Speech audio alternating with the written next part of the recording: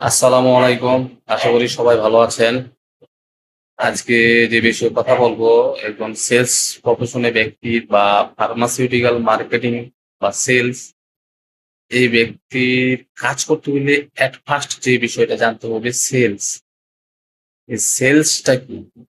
আসলে sales SALE এই ৪ টি শব্দ কিন্তু আলাদা, আলাদা শব্দ ছিল। ৪ টি শব্দর সাথে আমাকে ওতপ্রোতভাবে জানতে হবে, বুঝতে হবে।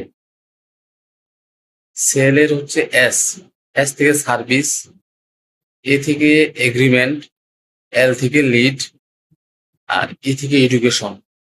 সার্ভিসের সেবা দিতে হবে আমার, এগ্রিমেন্ট মানে ঐক্যমত থাকতে হবে ক্রেতার সাথে, আর লিডস মানে আমার পথ প্রদর্শক, আমার যে প্রোডাক্টটা দিবে এই প্রোডাক্টের পথটা কি, প্রদর্শকটা কি, কাজটা কি, এই লিডস।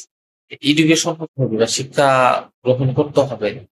আমি একটা প্রোডাক্ট সেল করবো, এটা আমার শিক্ষা থাকতে হবে।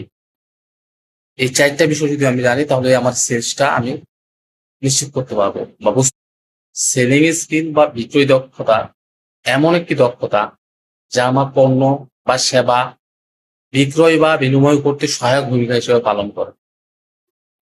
সেলিং স্কিলের প্রয়োজনীয়তা কি? পণ্য বা সেবা সম্পর্কে আমার ক্রেতাকে বোঝাইতে হবে, ক্রেতার সাথে আমার ক্রিয়া প্রতিক্রিয়া তৈরি করতে হবে, এই পণ্য সেবা সম্পর্কে ক্রিয়া প্রতিক্রিয়ার মাধ্যমে আমার পণ্য বা সেবার প্রতি ক্রেতার একটা আনুগত্য ফিল করাইতে হবে।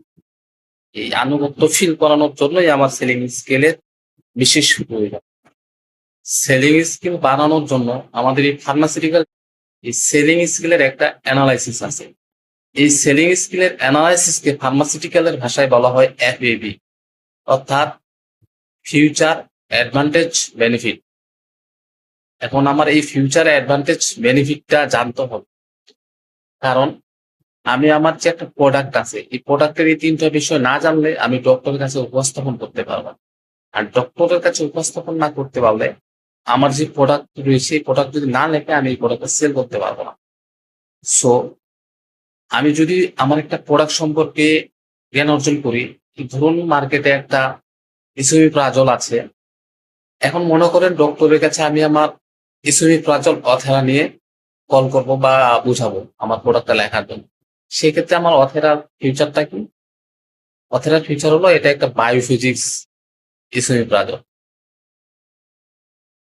অ্যাডভান্টেজ যদি বলি সেটা হচ্ছে ইনস্ট্যান্ট একটা রিলিজ দেয়, আবার ৩ থেকে ৪ ঘন্টা পরে আরেকটা রিলিজ দেয়, ২ বার রিলিজ দেয়। আর এর বেনিফিটটা কি? Instant release